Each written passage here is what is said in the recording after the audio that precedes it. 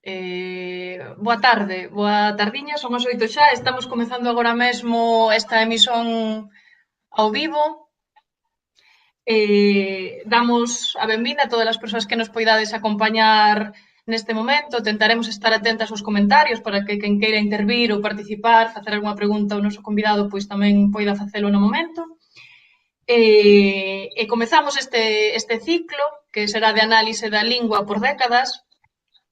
Non é casual que sexa agora, xusto neste ano, non? No que se celebran 40 anos dende a aprobación do Estatuto de Autonomía, e aí a GAL quixo facer pois, unha retrospectiva, analizar todos estes anos no que a lingua se refire.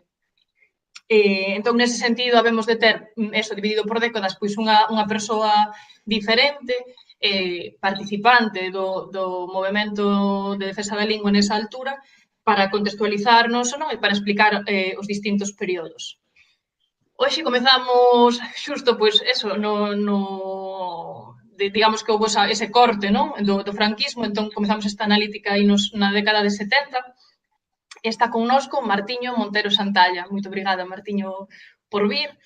Martiño é licenciado en... Para nós é fundamental, porque ademais a escolla dos nomes tampouco é casual, unha persoa que, que continúas, non? Porque a verdade é que xa adxudicamos aí a década de 70, mas o percurso é até hoxe, non?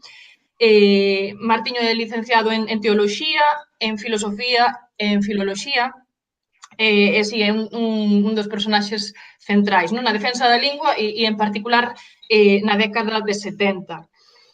Xa no ano 74 é un dos asinantes do Manifesto para a Supervivencia da Cultura Galega, que se publicara, e ademais tamén interesante este dato, tanto na revista portuguesa Seara Nova, que era dirixida por Manuel Rodríguez Lapa, como na española Cuadernos para el Diálogo. No 76, digamos que outra das efemérides que quixemos destacar, dirixiu a primeira formulación ortográfica do reintegracionismo, que se publicou na revista Grial, e onde se recolle un pouco pois a proposta de Rodríguez Lapa, non? De pasar das falas galegas a unha unificación, a unha forma culta do galego. No 77, aquí hai chicha e salseo, tamén participa nos debates para a unificación do idioma galego, a proposta intentando levar un sentido máis reintegracionista, non? A esta proposta do ILGA. E no 79 publica as directrices para a reintegración lingüística galego-portuguesa, que iremos logo pois entrando así en distintas preguntas, non? De aquela até hoxe, sobre todo na década de 80, 90 e até hoxe, pois foches producindo diferentes materiais tamén para o apoio dos dereitos lingüísticos das falantes de galego. Mas esta década en concreto como que ten tamén uns eixos moi interesantes, non? Pois por primeira vez parece que hai co proceso político a urxencia de unha norma, xa que se ve que o galego vai ser introducido por primeira vez no ensino, non? En administración, isto tamén crea esa premura por resolver. Tamén é esa recuperación, non? Ese renascimento despois digamos, das décadas de franquismo, e cortáronse por evidente violencia, non? Pois as conexións ou a maioría das conexións que había de preguerra, donde probablemente a cultura reintegracionista pois xa fose tamén, ao mellor dunha maneira intuitiva, pero sí que pois máis asumidamente, non? Polo menos no galeguismo e no nacionalismo, máis asumidamente lusófila, digamos, non? Entón, a primeira pregunta que quería colocar, e un pouco por dar contexto a como comeza esta década, é de que forma se foi fraguando todo previamente, non? Nos 60. Digamos que nesta altura comezan a aparecer diferentes persoas en diferentes lugares con posicións semellantes ou similares, non? Penso, pois, no voso grupo, os Irmandiños ou os 13 de Roma, que tamén vos chamaron, non? Que sacarades aquel primeiro manifesto, no grupo de Londres tamén, que apareceron, tamén no propio país, eso, pois, conclusóns que aparentemente desligadas desa tradición de preguerra e que parece que recuperaban, que renascía o reintegracionismo. Como se tecen esas relacións, non? Ou había algún tipo de coordenación estratégica? Qual era o plano?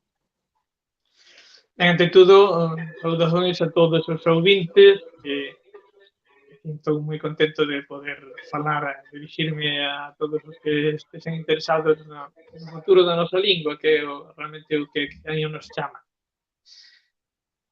Falando de como comezou a existir un movimento reintegracionista máis ou menos organizado, temos que ter en conta, en primeiro lugar, que o reintegracionismo, a unidade lingüística galego-portuguesa, era un tópico do galeguismo, así lle ten chamado algún adversario do reintegracionismo, e así era un tópico. Un tópico que dificilmente foi levado á práctica por as circunstancias en que a cultura galega se desenvolvía. Entón, realmente era un ideal que se tiña posto para un futuro cando a situación da lingua fose máis normalizada, cando houvese un ensino da lingua, porque había a boa intención de non querer afastar a xente da escritura, da escrita en galego, e como a única ortografía, o único sistema de escrita que coñecían era o castellano, pois adoptábase a ortografía máis ou menos castellana. E foi unha actitude que, desde logo, comprensível, aínda que discutível, porque os cataláns que se viron na mesma situación, xa lá a comezos do século XX, eles non decidiron unirse á ortografía castellana, que tamén había ese debate, esa proposta, eles seguiron coa súa ortografía histórica. Entón, temos que ter en conta, como digo, esta tradición reintegracionista ou de unidade lingüística galego-portuguesa, que era un clásico dentro do galeguismo, pero que estaba un pouco, por así dicer, como en stand-by, que era que non se levaba á práctica porque se esperaba que chegasen tempos mellores para a lingua, sobre todo que a lingua chegase ao ensino. Pero xa antes de chegarmos á década de 70, que vamos tratar máis demoradamente, pois houbo unhas intervencións moi importantes nese sentido. En primeiro lugar, houbo a publicación por parte por Galaxia, por Editorial Galaxia, que era un pouco a editorial principal do galeguismo, en fin, diríamos un pouco a editorial oficial do galeguismo dentro da terra, pois houbo a publicación de 2 poemarios de Ernesto Guerra da Cal, que estaban escritos nunha ortografía que era sustancialmente unificada coa ortografía portuguesa, polo menos naqueles puntos máis significativos, como eran o uso do LH e o NH. O primeiro escrito, o primeiro libro de Guerra da Cal, Lúa de Lenmar, se publicou no ano 59. Non sei se se ve un pouco. Pois Vese, tes a edición, a primeira edición? A primeira edición, despois foi reeditado por la Gal máis tarde. Pois este libro, e despois o seguinte, que foi Río de Soño e Tempo, que foi publicado uns anos máis tarde, tamén. Sobre todo no primeiro, xa hai unha nota introdutoria de Guerra da Cal, onde explica, estámonos cerrando a todo un ámbito da nosa cultura, en fin, estamos cegos, dice el, ante unha perspectiva, ante a enorme perspectiva que temos diante dos ollos, non? De forma que era xa unha chamada a facerse conscientes de cal era a situación da lingua, en fin, realmente cal tenía que ser o seu futuro. Moi importante foi tamén a actitude de Valentí Paz Andrade. Agora, o Parlamento Galego fixo unha lei da lusofonía que recebe ese nome de Lei Paz Andrade, merecidamente, porque Paz Andrade foi desde sempre un gran defensor, clarísimamente defensor da unidade lingüística galego-portuguesa. Entón comezou xa polos anos 50 e 60, hai na súa correspondencia, por exemplo, que agora está en grande medida publicada, xa se pode seguir esa actitude del, publicou un libro que foi como un clásico da cultura galega, que é Galicia como tarea, que é un título moi formoso, que foi publicado polos emigrantes galegos en Latinoamérica, onde xa ten un capítulo onde fala disso, non?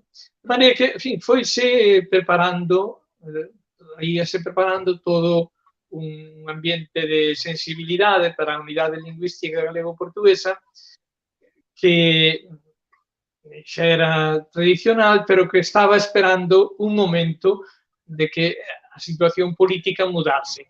Entón, cando a situación política mudase, comezase a haber unhas posibilidades de ensino, esa era a clave, que a lingua pudese ensinarse, entón podería ensinarse a ortografía correcta, que teria que ser unha ortografía unificada coa luso brasileira, que estaba en vigor no resto do mundo. Sí, de feito, xusto por Paz Andrade era unha figura de que che quería preguntar en concreto porque era unha desas conexións, non? El, xunto con Carballo, eran as persoas que sobreviveran, non? E que viñan e que podían enganchar con esa tradición. Tú tes comentado que en concreto o artigo da evolución transcontinental da lingua, non? Ese artigo de Paz Andrade Sí, para ti tiña sido sí, como estratégico a hora da tua tomada de conciencia. foi publicado neste libro, que un libro que publicou o profesor Alonso Montero, que entón estaba en Lugo, o Porvir da Lingua Galega, entón pedira artigos para este libro a varios colaboradores, entre eles tamén o grupo que estábamos en Roma, que nos chamábamos Firmandiños, e que somos un grupo de seminaristas, sacerdotes que estábamos estudando en Roma, e que estábamos sobre todo traballando no campo religioso, de cantos religiosos, de textos litúrxicos, nese campo xa viñamos facendo cousas desde había algún tempo. Entón, ele escreveunos, recebemos a súa carta que nos pedía algún traballo sobre, efectivamente, mandámoslo, ese traballo publicouse, e cando nos mandou este libro, pois que nos mandou el despois exemplares para todos, aquí viña o artigo de Paz Andrade, a evolución transcontinental da lingua galaico-portuguesa. Realmente unha formulación clarísima do que era a situación lingüística real, fala de Camões e Rosalía, dice el, en fin, desde o Ortegal ao sur do Brasil, en fin, unha formulación moi clara. Para mí significou este artigo, pois significou realmente como un despertar de algo que xa viña sendo máis ou menos inconsciente ou pouco consciente na miña historia personal. Sí, outro capítulo aparte merecía entrar neses 13 de Roma, non? E realmente todo o traballo e as persoas destacadas que despois tuvestedes un contributo tan importante para a lingua, non? Estou pensando en ti e nos outros compañeiros tamén. Falando de bultos, aínda, non? E despois retomando así con Paz Andrade, eu creo que tamén unha mención especial e unha descripción para aproximar era interesante de Rodríguez Lapa, non? Porque, de feito, a partir tamén dun artigo seu neste mesmo momento, no inicio da década, no 73, publicado na revista Grial, o de pola recuperación literaria do galego, non? De que maneira che influiu a ti este traballo en concreto e a figura de Rodríguez Lapa en particular? Sí, realmente a min o artigo de Rodríguez Lapa xa non me influiu porque eu xa estaba convencido, simplemente me confirmou, pero en fin, tivo moita importancia o artigo de Rodríguez Lapa. Agora explicarei, ante todo, convén tal vez explicar un pouco quen é a figura de Rodríguez Lapa, que non, felizmente, non é moito coñecida. Rodríguez Lapa foi un grande filólogo portugués que estivo moi perseguido polo salazarismo, de maneira que o botaron da universidade, tivo que sobreviver facendo traballos particulares, publicando libros, en fin, pero un home dun grande prestixio, dunha grande integridade moral. E Rodríguez Lapa, dase o caso de que el fixera a súa tese de doutoramento sobre a poesía trovadoresca, entón viñera a Galiza polos anos 30, na República. Entón descubriu a Galiza e quedou realmente enamorado da Galiza e da súa cultura, e da súa lingua especialmente, de maneira que ao longo de todos eses anos el mostrou sempre unha fidelidade máis que filial a Galiza, que eu dicía que eu son galego, porque chamaron unha vez galego honorario, e dixo, non, eu non son galego honorario, son galego, porque nacín ao norte do río Mondego, que era onde chegaba a bella Galicia, non? Ben, entón, realmente todo o seu comportamento sobre a cultura galega, en fin, o que el fixo no epistolario que está publicado agora entre el e Fernández del Riego, podemos seguir todo o seu esforzo por publicar traballos na revista Seara Nova que dirixía en Lisboa, en fin, traballou moitísimo. Entón, no ano 1973, el viñera a Galiza, un tempo antes viña periódicamente, e viñera, entón, notara a grande castellanización que había, que en ese tempo estaba dándose porque era unha gran emigración do mundo rural ás cidades, por outro lado estaba a grande emigración a Europa, a Centro Europa, en fin. Entón, el, que era un home moi intelixente e moi perspicaz, viu que realmente a lingua estaba nunha situación que o futuro se poñía moi dramático, non? Entón, escribeu unha revista, primeiro publicouse unha revista Coloquio Letras, que era unha revista de Lisboa, ainda existe, e aí publicou un artigo titulado A recuperación literaria do galego, que despois, inmediatamente, foi reproducido na revista Grial. Este artigo, onde el realmente propuña que o futuro da lingua na Galicia só podía estar integrado, podía ser integrado co mundo lusófono, que era realmente a mesma lingua, e ainda que el mantiñase, foi sempre un home moi respeitoso cos galegos, entón mantiñase diríamos, nun terreno máis ben xenérico, non quixo baixar a moitos pormenores, que consideraba que iso era máis ben decisión dos organismos galegos. Pero, como digo, este artigo publicouse na revista Grial e tivo pouco eco. En primeiro lugar, porque a revista Grial vendíase pouco, elíase pouco, naquele momento, e ademais o título era un título un pouco xenérico, a recuperación literaria do galego, que daba a impresión polo título de que trataría seguramente da historia de como o galego comezou a volver a escreverse no século XIX, esa era a impresión que daba o título, que despois non era iso. Pero, por esta razón, o artigo foi pouco coñecido.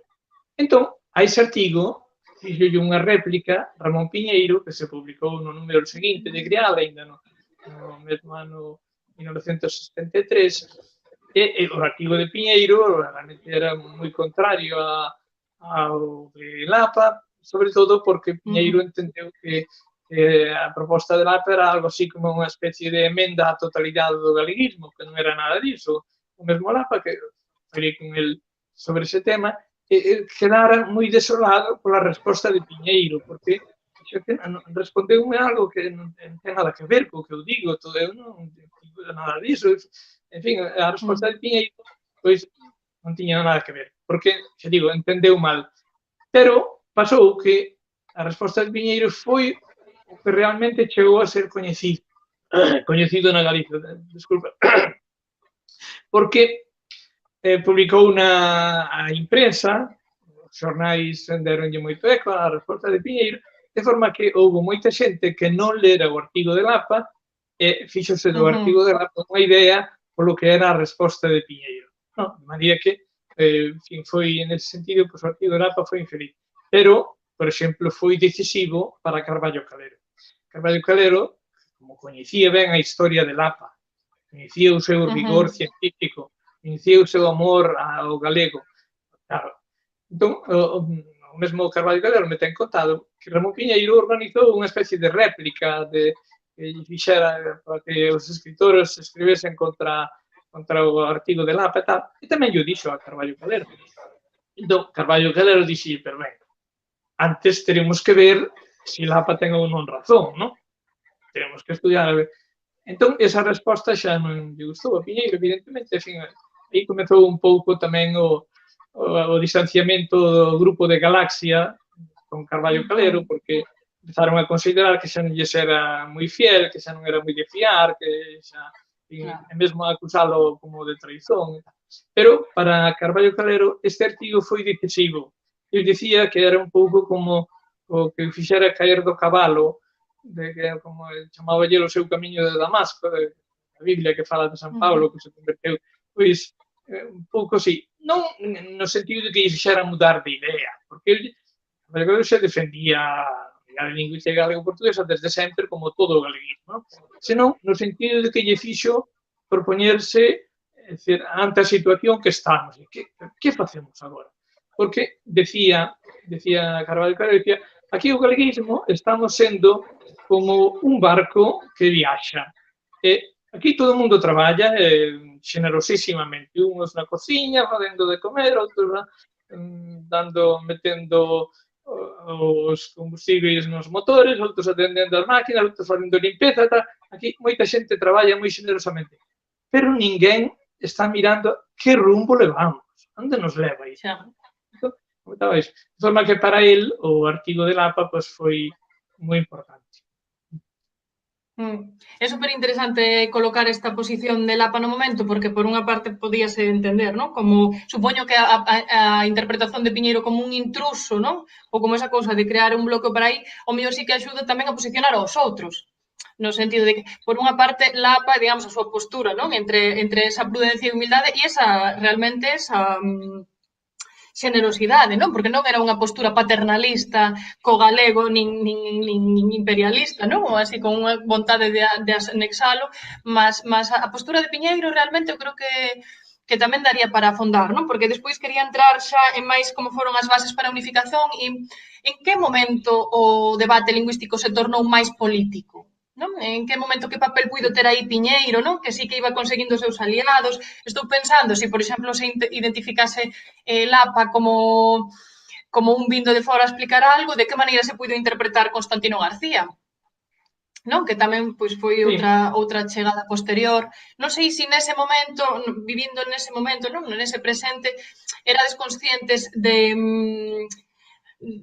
como se estaban como empezando a crear dous blocos, ou de que maneira o debate comezaba a ser máis político, non? Sobre todo entendo que acompañando pois a transición do réxime franquista, non? Ou pois todo o lavado de cara do réxime franquista. A verdade é que neste momento os blocos ainda non estaban moi definidos e, polo menos pola miña parte, todos tiñamos a esperanza de que a xente que quería que o galego non tiña nada que ver co portugués, esas cousas que se lle dicían ás veces, que era fruto da desinformación e que, en fin, co paso do tempo irían mudando de idea.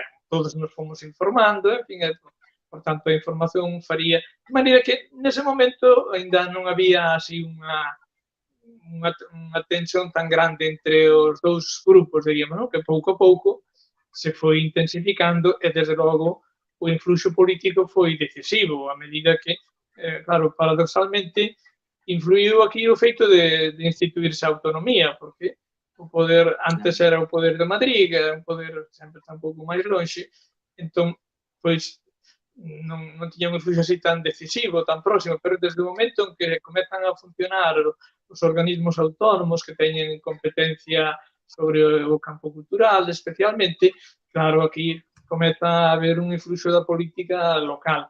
Entón, os políticos nese sentido, os resultados das eleicións galegas foron determinantes tamén nese sentido, porque acabou facéndose dona da autonomía e do poder galego, é dicir, unha tendencia política que non tiña moita preocupación polo galego, en fin, que eran máis ben o galego lle estorbaba, non? Entón, houve de todo, houve unha xente que sí, tiña algunha preocupación, pero para eles o máis cómodo era un galego que non fose problemático, que fose o máis posible idéntico con o español, de maneira que do poder político houve, desde logo, unha simpatía grande co movimento antirreintegracionista, en cambio, pois, unha versión cada vez máis forte frente ao reintegracionismo. Sí, e tamén nas posicións de poder dentro da academia, non? Dentro do ámbito académico, refírome porque Carballo, ata ese momento, pois, incluso fora a quen redactara, non? Aquelas primeiras propostas de normas e ao final foron correndo para fora, non lles, digamos que aí comezou a ser incómodo o reintegracionismo, non? E comezaron a colocarse, eso volvería a traer a Piñeiro, non? Ou a toda esa corrente que foi monopolizando Galaxia, e que, bon, que parece que traía así como... Sí, foi... Non sei. Realmente o grupo, a Academia resistiu ainda algún tempo, a Real Academia Galega, porque había, xa desde o momento que naceu o ILGA, o Instituto da Lingua Galega, a partir do ano 71, hai que ter en conta que a Academia acababa de facer unhas normas, de publicar unhas normas que eran pois, unhas normas moi escuetas, para, en fin, un pouco extensas, pero logo marcaba unhas liñas nos pontos máis conflitivos, entón o ILGA tan pronto publicou os métodos de galego, que foi o primeiro que publicou o método de galego, o galego 1, pois afastábase desas normas. Entón, por parte da Academia, da Real Academia Galega, houbo como certa ofensa, sentironse ofendidos polo feito de que aquí estes que se creen e tal. Entón, esa tensión E quen durou eran bastante tamén, non? anos. Quen eran a nivel académico esas persoas? Refirme ao ILGA, pois eso, que nace no ano 71, non? E puido haber tamén aí algúns conflitos de poder con respecto a pois cual era a autoridade académica das persoas que nese ano de repente colocaban esa, bueno, falábamos aí off the record noutro momento, non? Ese limite da Galiza e estudar a lingua todo o tempo para dentro, non? Cando había mapas previos do galego que sí que podían tamén analizar e estudar a lingua para fora, non? Pero Sí, sí, a creación do Instituto da Lingua Galega hai que ter en conta que estábamos en pleno franquismo. O Instituto da Lingua Galega foi además, o título original até en castellano, todo, Instituto da Lingua Galega. Era unha institución creada na Universidade Franquista, entón tampouco podía facer grandes milagres, en fin, pero creouse, entón, claro, reducida ao ámbito galego, non? Simplemente, non? E xa digo, na academia, en xeral, eu, por exemplo, teño algunha carta de Ramón Piñeiro onde me fala moi mal pues, oralmente, varias veces, fala moi mal dos do ILGA, non? De algúns especialmente, pero en xeral non estaban de acordo que o ILGA tomase esas cousas. Ao mesmo tempo, vían que era moi importante que a universidade fixese algo de galego, non? Ainda que fose investigación puramente, diríamos, curricular para facer currículum ou pero, en fin, que o fixase, ainda que non houvese un compromiso, diríamos, coa lingua, pero por lo menos que houvese un estudo científico. Iso estaban de acordo. Entón, esa tensión durou bastante tempo. Só cando foi presidente da Academia Galega García Sabel, como era tamén delegado do goberno, entón xa aí comezou a cousa, en fin, entón, se acabaron rendéndose ao ILGA. Pero hasta ese momento, como foi a túa participación aí? Porque é verdade que ao principio nesa proposta do ILGA para tentar a unificación, non? Antes pois foi no 77, máis ou menos, non? Como que tú tamén intentaches escorar ou aproximar un pouco o debate cara a posturas máis reintegracionistas. Como foi ese proceso? Sí, a cousa viña de que, xa digo, o ILGA publicara os métodos de galego, 1, 2, 3, que son 3 volumes que foron Gallego, verdade? Gallego 1, Gallego 2. Que foron saindo en anos sucesivos. Eu mesmo usei, de clases de galego, eu usei os métodos estes algún tempo, porque era o que había, en fin, non? En fin, non estaban mal feitos, no sentido de que estaban bastante ben editados e ben elaborados, se excluímos esa parte, diríamos, de anti-portuguesa, non? Porque mesmo ten un capituliño no volume 3º, no galego 3, ten un capituliño que é o lusismo, que hoxe nen eles mesmos hoxe o aceitan, non? Porque consideraba lusismo, por exemplo, estrada, que o correcto sería carreteira, non? Bueno, en fin, disparatado. Pero, aparte disso, pois, entón, houbo, durante ese tempo, había, en parte da cultura galega, como a Academia Galega tiña unha certa veneración como institución histórica que lle correspondía preocuparse da lingua. Entón, esa actitude do ILGA provocou en moita xente pois un certo resentimento contra o ILGA, non? Había bastante xente. E claro, entre os académicos, máis ainda, non? Entón, eles os do ILGA eran conscientes disto. Despois, no ano 76, apareceu un grial, despois do artigo ese meu, apareceu un artigo de Corominas. Corominas era unha personalidade dentro da filoloxía hispánica. Catalán, non? Que tamén interesante. Sí, pero ten o seu dicionario etimolóxico castellano en 4 grosos volumes daquela, despois reeditouse en 6 volumes. é unha obra impresionante, en fin, entón, cando el saiu defendendo a unidade lingüística galego-portuguesa, iso afectoulles moito aos Dile, polo menos a algúns. Non? Entón, foi cando eles decidiron un pouco facer unhas reunións, a ver se, en fin, un pouco tamén que xustificasen algo que eles querían corrixir da súa propia normativa. Non?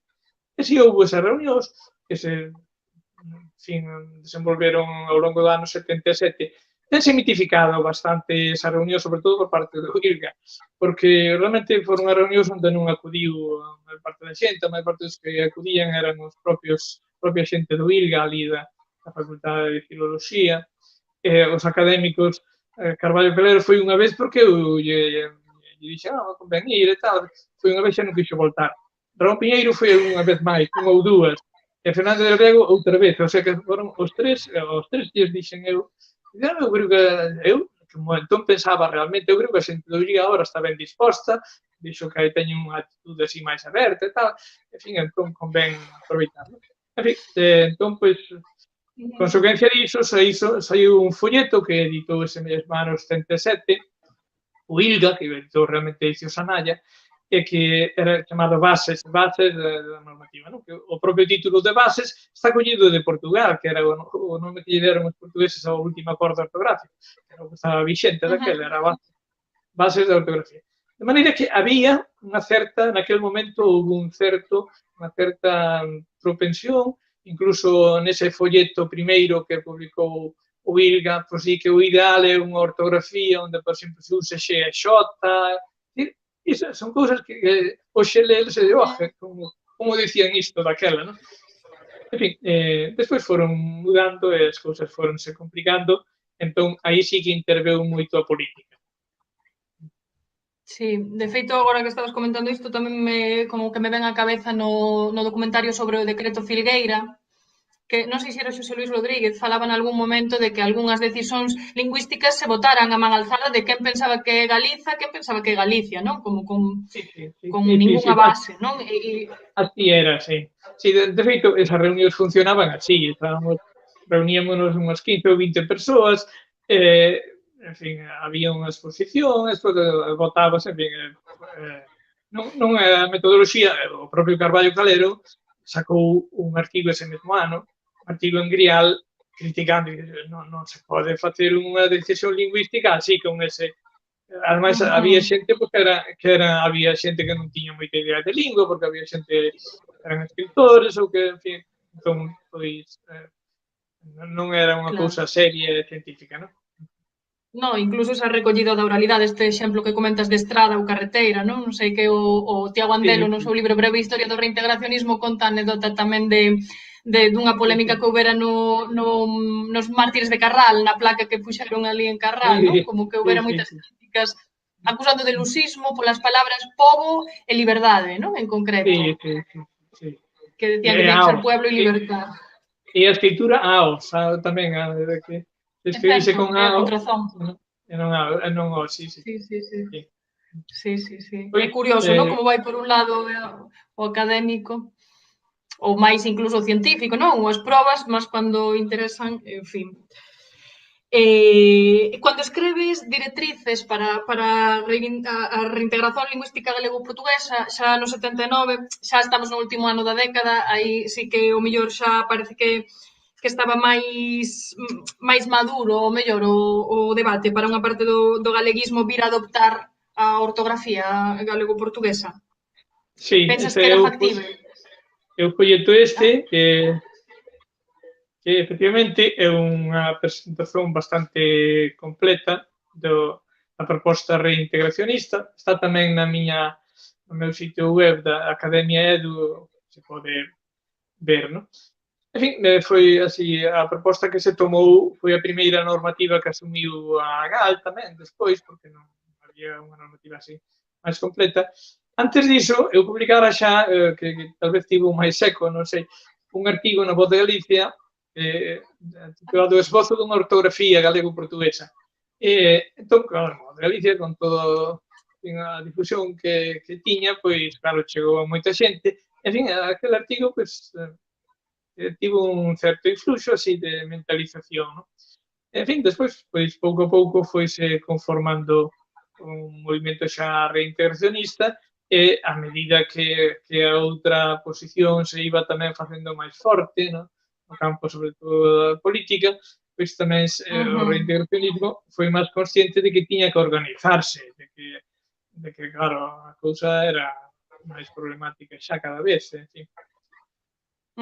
Sí, non, o da maduración digo tamén porque parece que é un discurso recorrente o de dicer que as condizóns non son as apropiadas, non? E penso que no da lingua é verdade que ao principio, pois mesmo persoas que acabaron sendo abertamente reintegracionistas tiveron unha fase na que se falaba, pois iso, non? De unha transición, non? De feito, estas eran as primeiras propostas de Carballo tamén, entendo que foi durante moito tempo tamén a posteriori, despois da década de 70, pois as propostas de mínimos que eran, non? De que vai habendo unha aproximación gradual, non?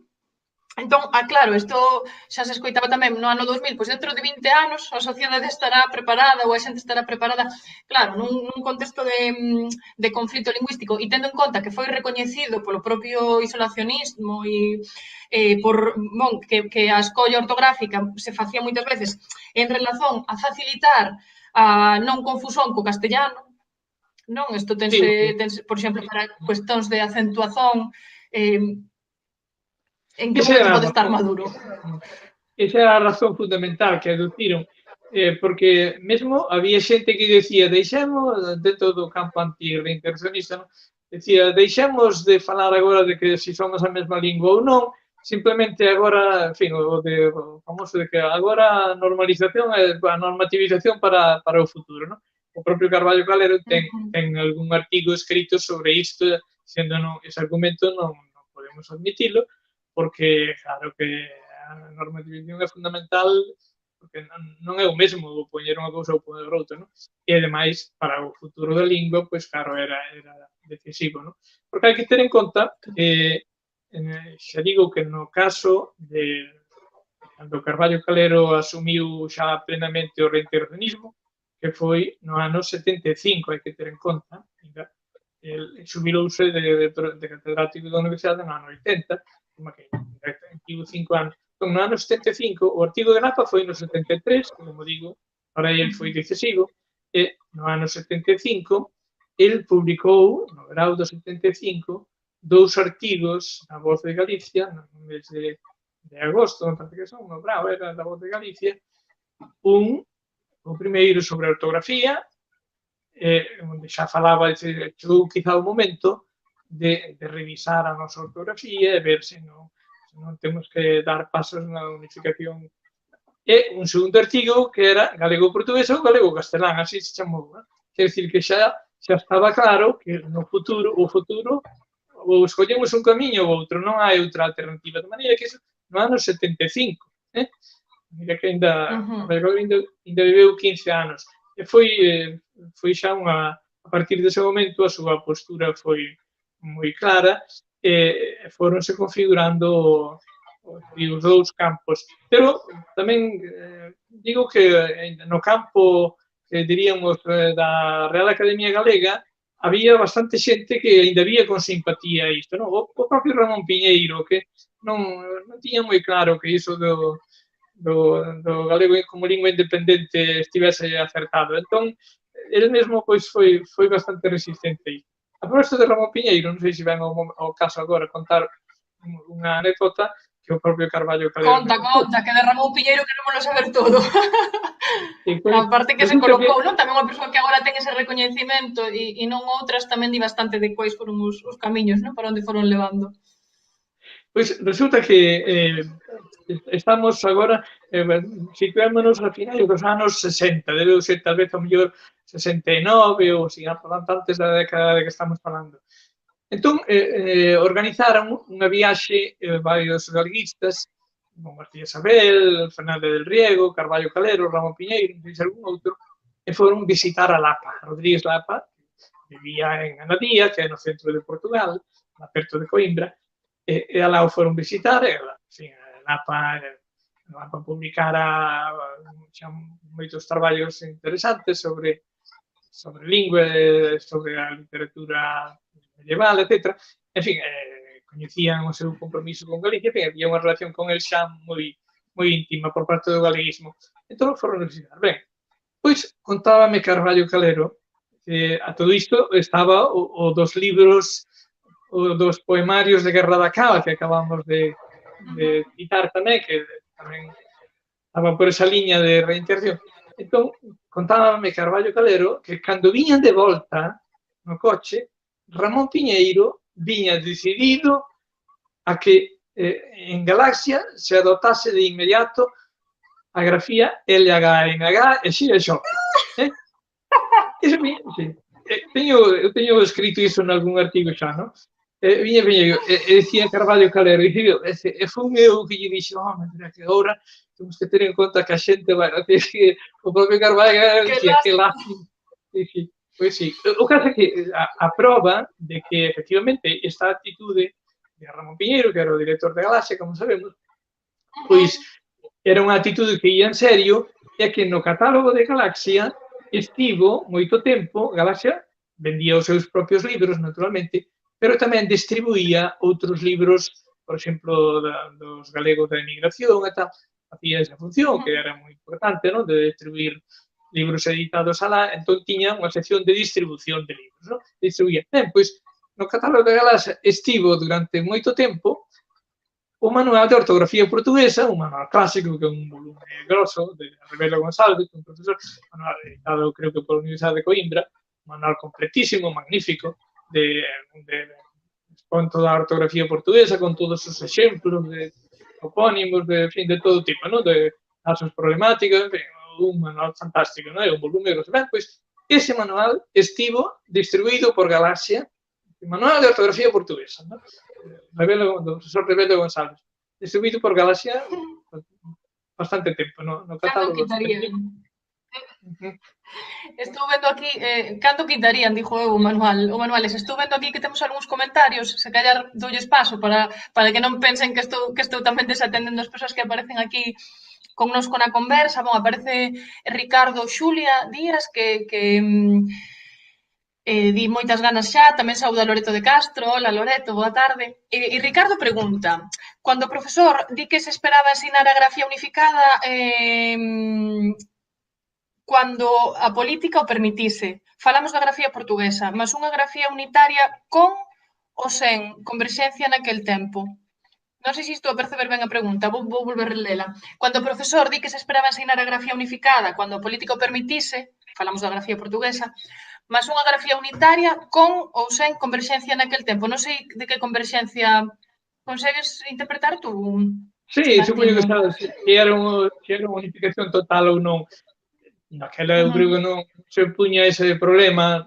Realmente, xe digo que esa era un pouco a postura tradicional do galeguismo, que era o de que a lingua era a mesma, nós somos a lingua portuguesa, en fin, hai grandes manifestacións en todo, ao longo de todo ese tempo, se podrían citar moitas, por exemplo, Cunqueiro, que nos anos 50 e 60 comezou a ser unha personalidade moi coñecida en todo o mundo hispánico, pois ten toda unha serie de entrevistas onde non máis que repetir que somos a mesma lingua, que tal, pues, en fin, e outros foronse manifestando tamén nese tempo. Entón, decían, só que a ortografía teremos que esperar a que se ensine, non? Entón, non, penso que non se baixaba ao pormenor de que vai ser unha ortografía unificada.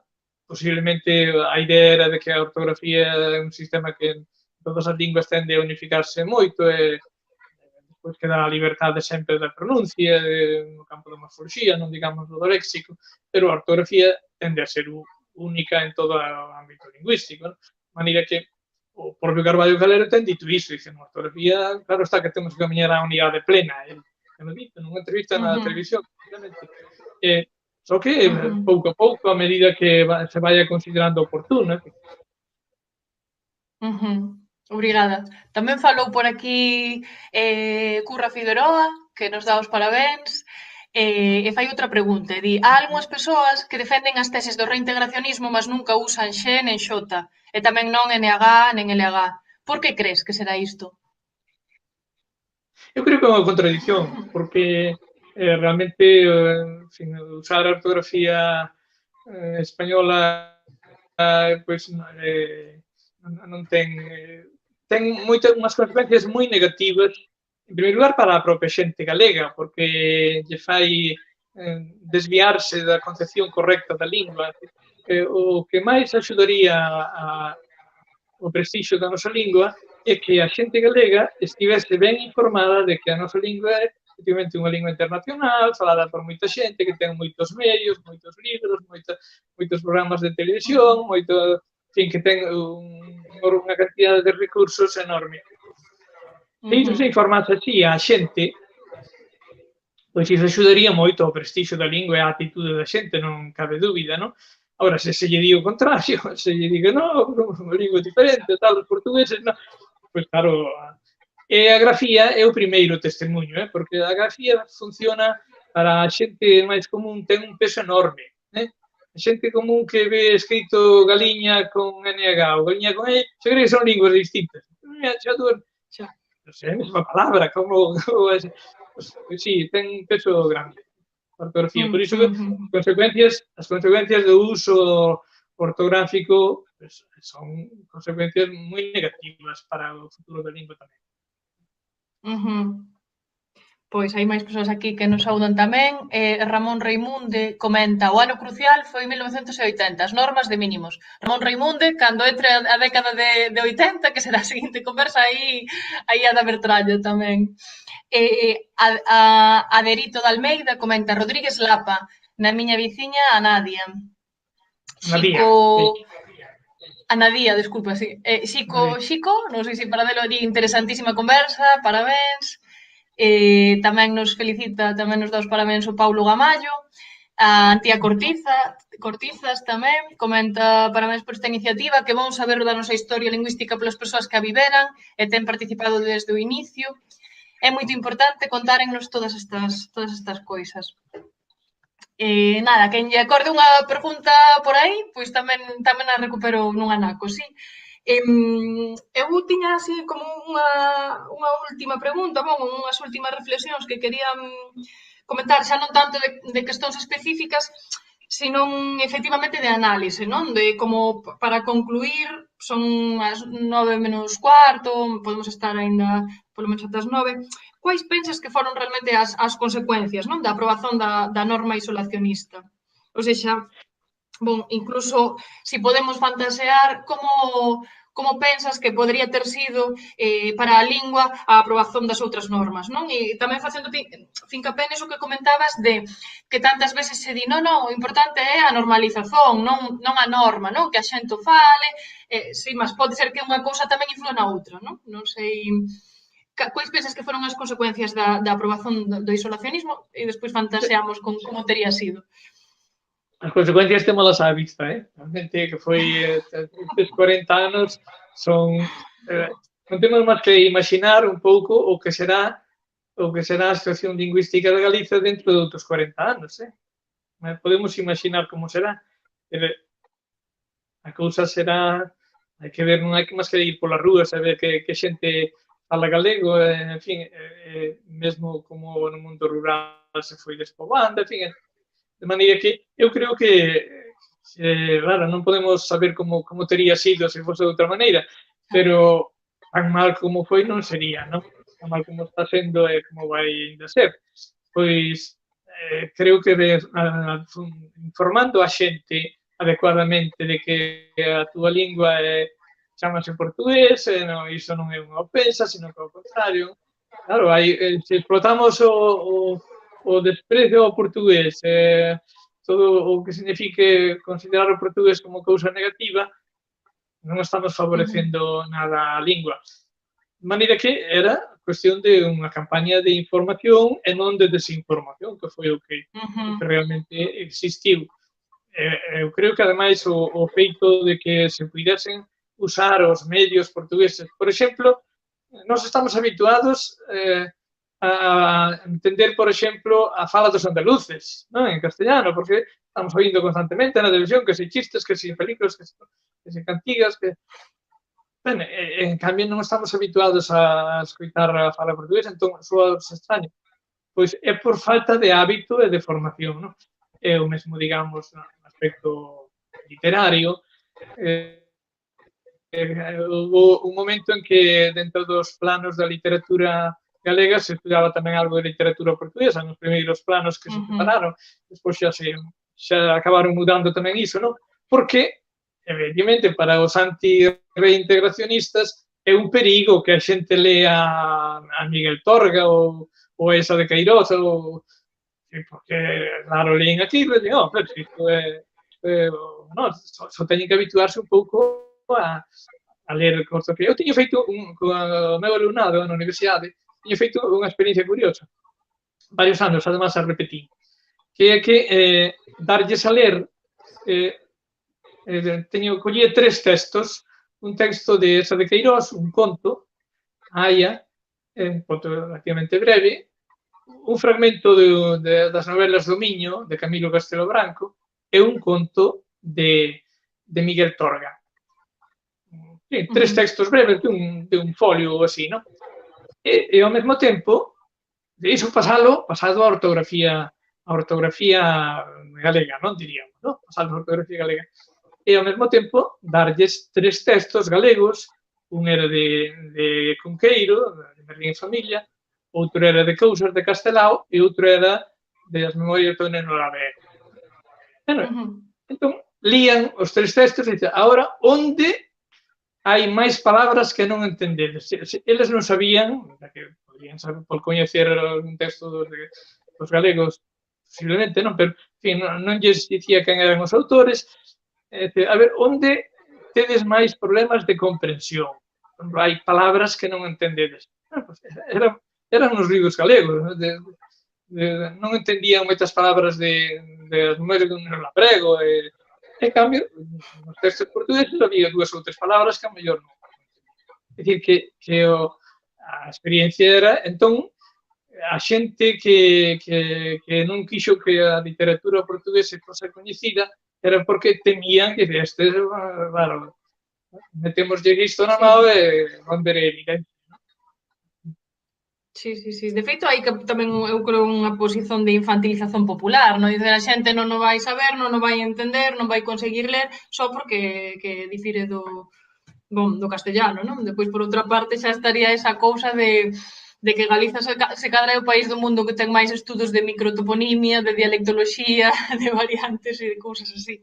Mas, bon, como tería sido? Como tería sido se nesa década, pois, a correlación de forzas e nese momento que eu creo que tamén o mellor políticamente, pois, nin siquiera, sí, non estaba asentado o pensamento isolacionista, non? Da lingua, ou seja, a tradición sí que podía ser, pois, asimilar que era o mesmo que o portugués, o galego, e, por tanto, pois, que o que tería sentido sería recuperar esa ortografía.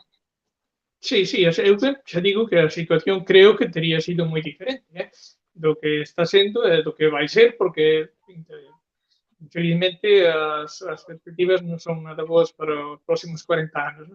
Eu creo que tería sido, naturalmente, claro, estamos falando dunha hipótese, dun futurível, pero o lógico é pensar que a cousa tería sido moi diferente se planificase ben, como era fácil facelo, formando a xente, que a xente vise que efectivamente era a súa lingua era unha lingua universal con moita prestixio e moitos recursos por todo o mundo, e hoxe a situación tería sido, eu creo que completamente diferente do que está sendo. Mira, recupero de novo os comentarios. Curra Figueroa volve falar e di Constantino García díxeme que o problema da normativa non era unha cuestión lingüística, mas sí de poder. El tiña o poder. El poría a súa xente nos lugares de poder. Continúa. Coa súa xente nos lugares cruciais, o tempo faría o resto. Carballo non tiña poder e a súa razón non importaba. Teño testemunhas desta conversa. Sí. Algo dixo, efectivamente, o Constantino, eu tamén teño escoitado algo dixo cando se enfadaba, Iso era cando xa se enfadaba un pouco. Pero, nada, iso era unha maneira de falar. Evidentemente era verdade. Sabe que era o poder, non? Pero, sí. Hai outra persoa aquí, Aderito de Almeida, que comenta un abrazo desde Coimbra, Portugal. Unha cuestión, cal podería ser a maior contribución de Portugal e dos portugueses a curto prazo para a causa reintegracionista?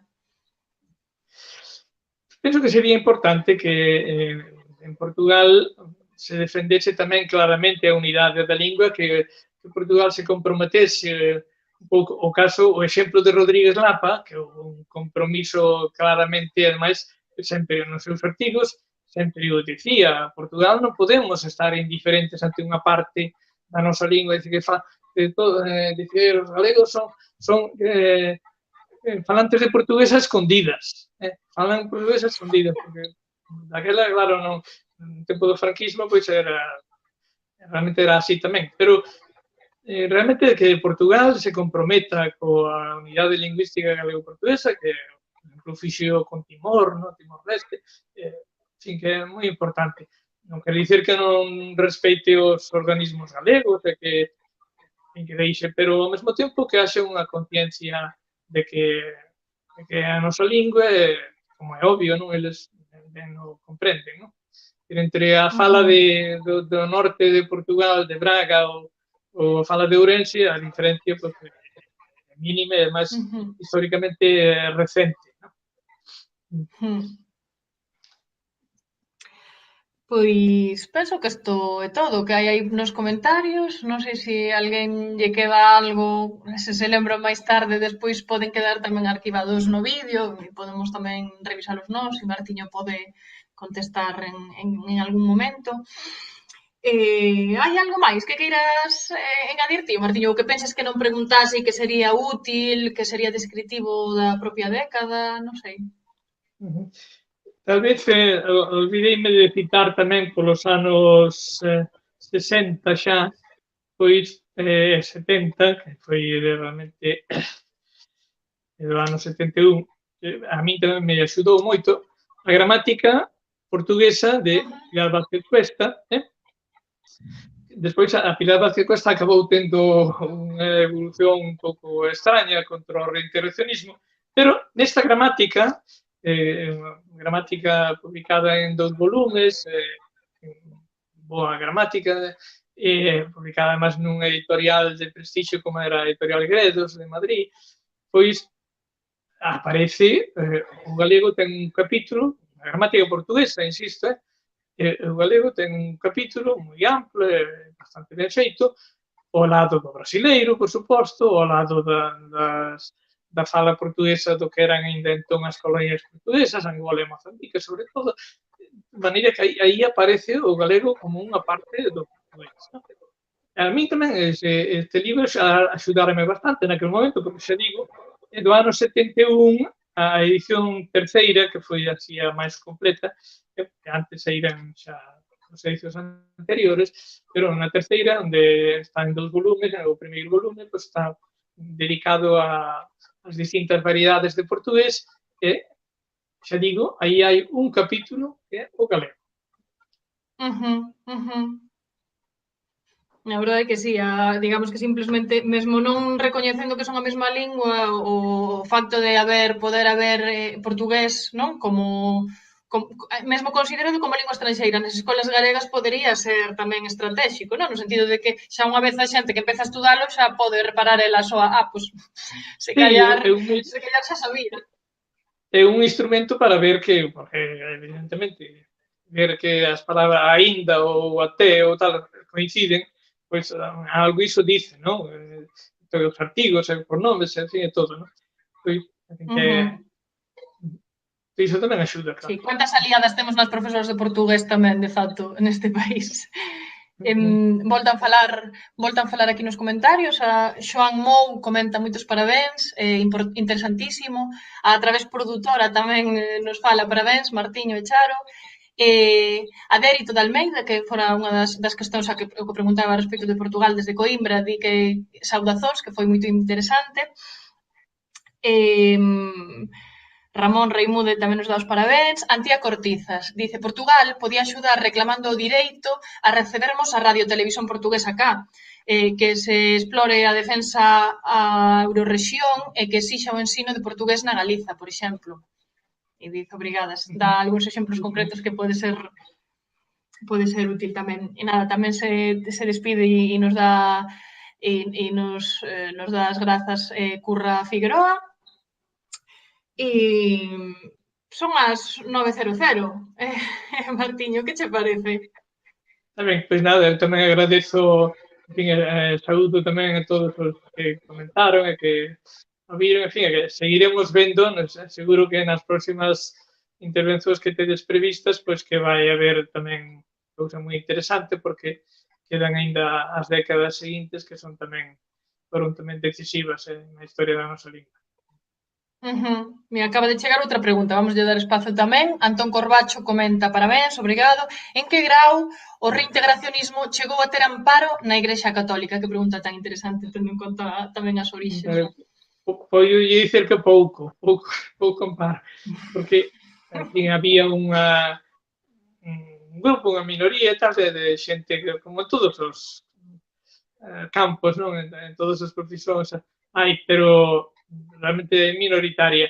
Na Igrexa estarían, se o poder político tivese votado pola unidade galego-portuguesa, estou seguro que a Igrexa o faría con máis entusiasmo, tal vez, que como é agora, non? Porque, en xeral, o coñecimento da historia, do latín, en fin, propicia un pouco que se chamase iso con máis simpatía.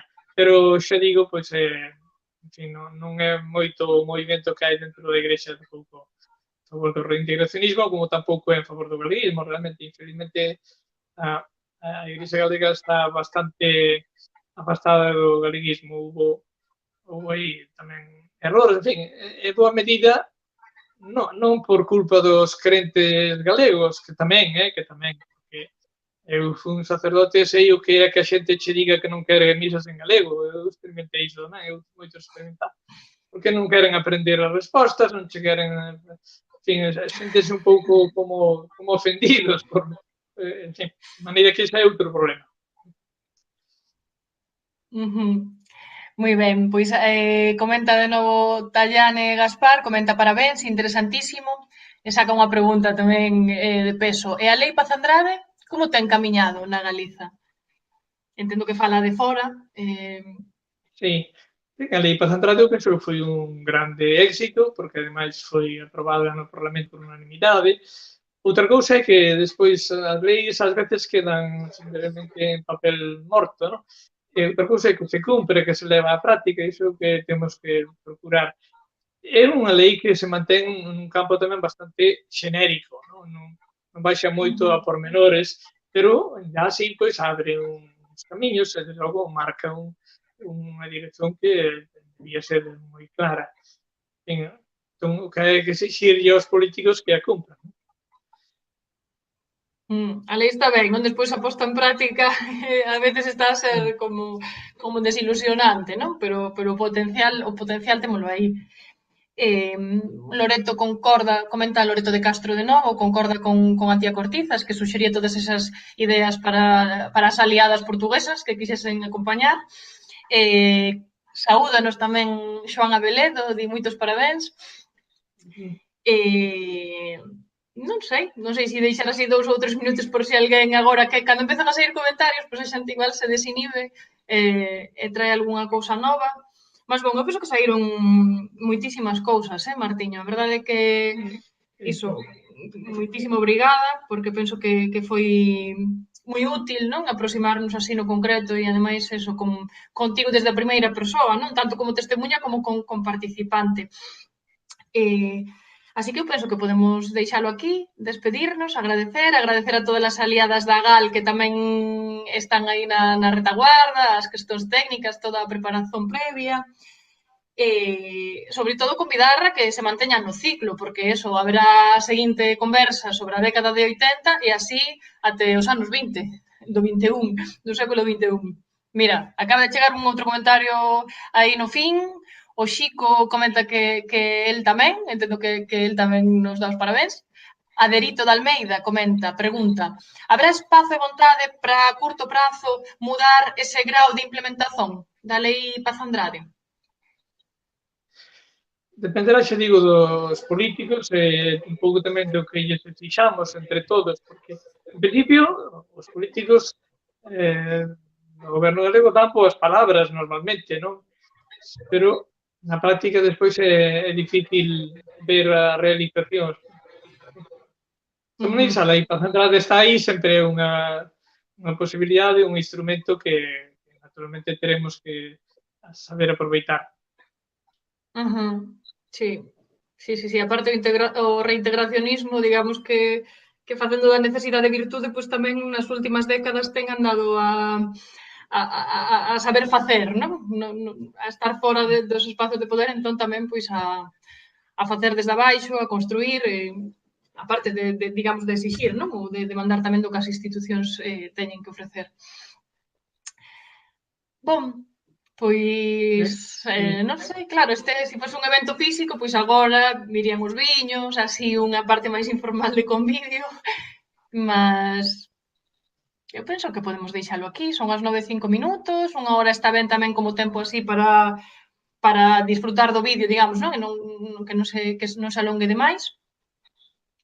E ben, pois digo tamén boa noite a todos e, en fin, moitos ánimos que todo o mundo, sobre todo a xente nova, que sodes os que tedes que traballar agora, continuar para adiante, que hai que seguir traballando pola nosa lingua, que todo o merece.